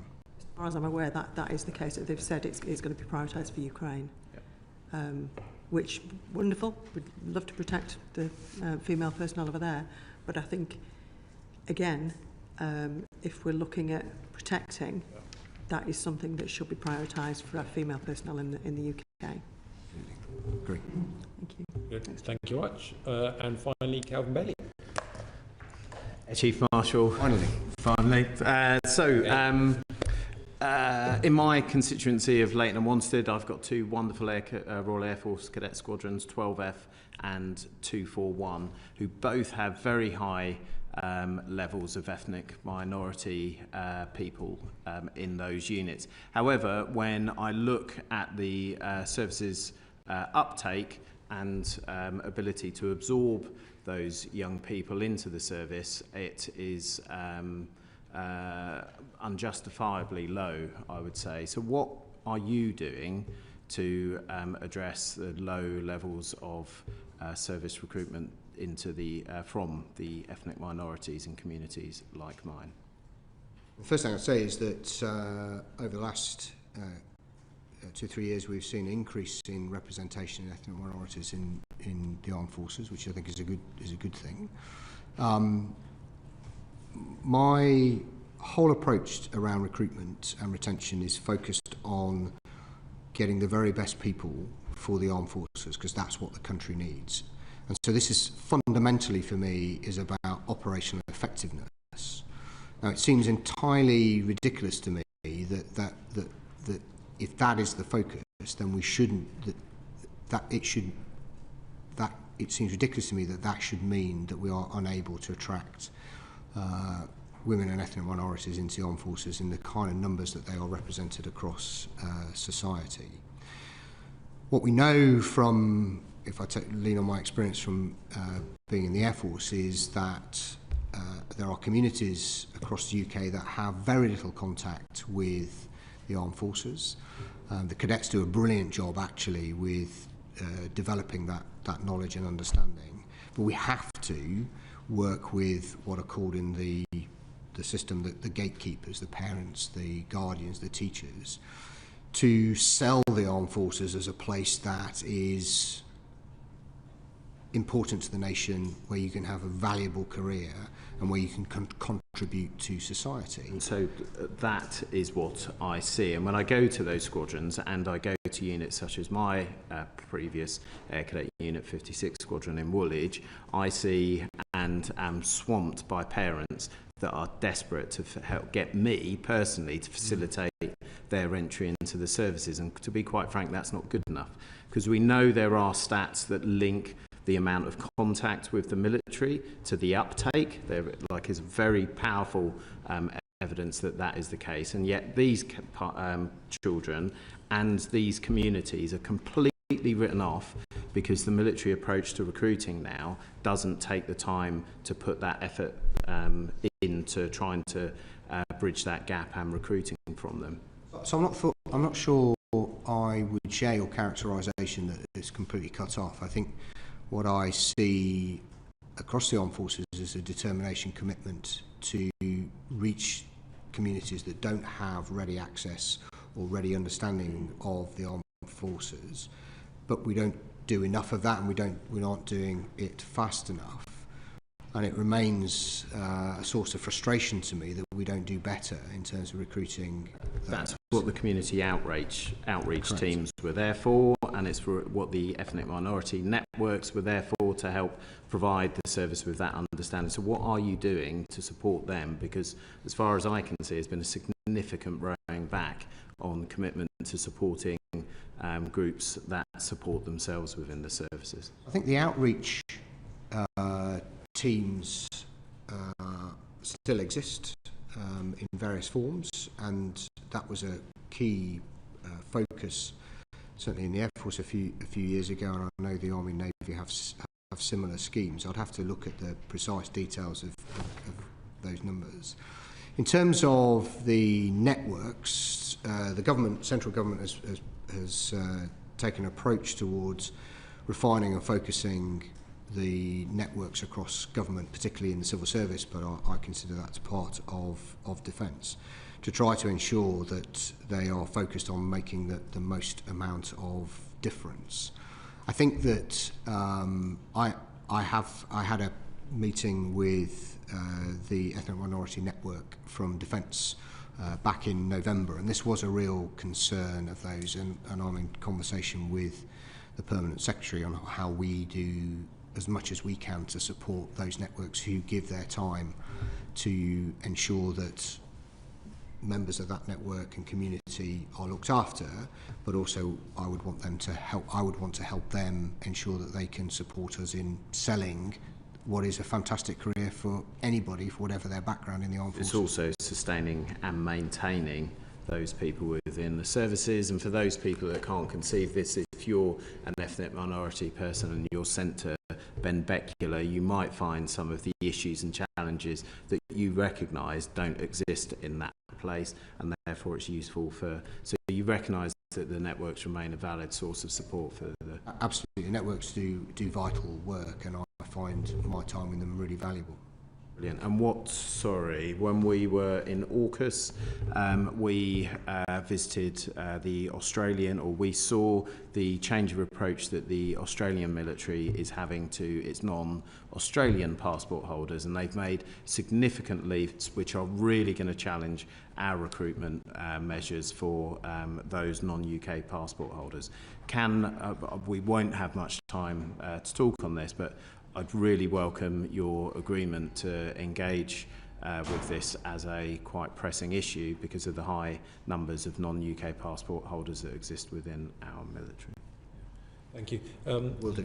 Thank you. And Chief Defence Staff, we all commend your efforts to increase the recruitment of ethnic minority personnel, but you will no doubt be aware that in the 2024 annual report from the Service Complaints Ombudsman, it was noted that ethnic minority personnel were overrepresented when it came to complaints relating to bullying, harassment and discrimination, and therefore May of last year, on behalf of our committee, I did write to the Secretary of State to raise concerns about incidents of racist bullying and harassment, the use of racial slurs, and the culture in which racial biases disadvantage ethnic minority personnel. Now, what are you going to be personally doing to be ensuring that there is a culture change so that we can deal with the problems at the moment within the armed forces and then therefore recruit more individuals? Because if we don't change the culture at present, then that will have a devastating impact on our ability to encourage more people to join. Yeah.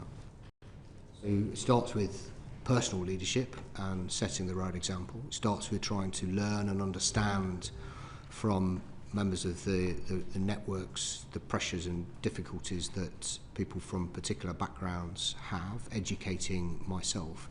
And then systemically, it's making sure that we have a set of processes and systems that identify, deal with and call out and deal with that behaviour, and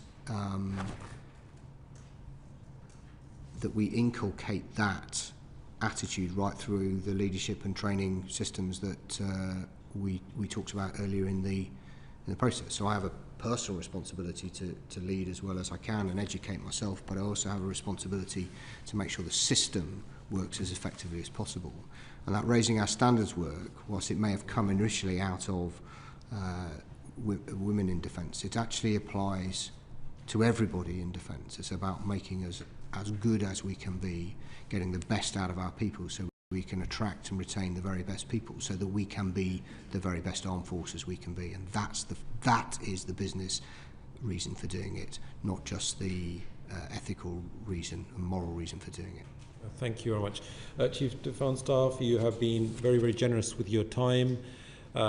And you've been in the hot seat for now over 2 hours, so you have earned a well-deserved break, but please do note that you have our very best wishes as a committee, and we're, despite the questioning today, we are very much on your side, and we wish you the very, very best in your service, and thank you very much indeed for your service, and please do convey to our brave servicemen and women our gratitude for their service. So with that, I bring today's meeting to a conclusion. Order, order.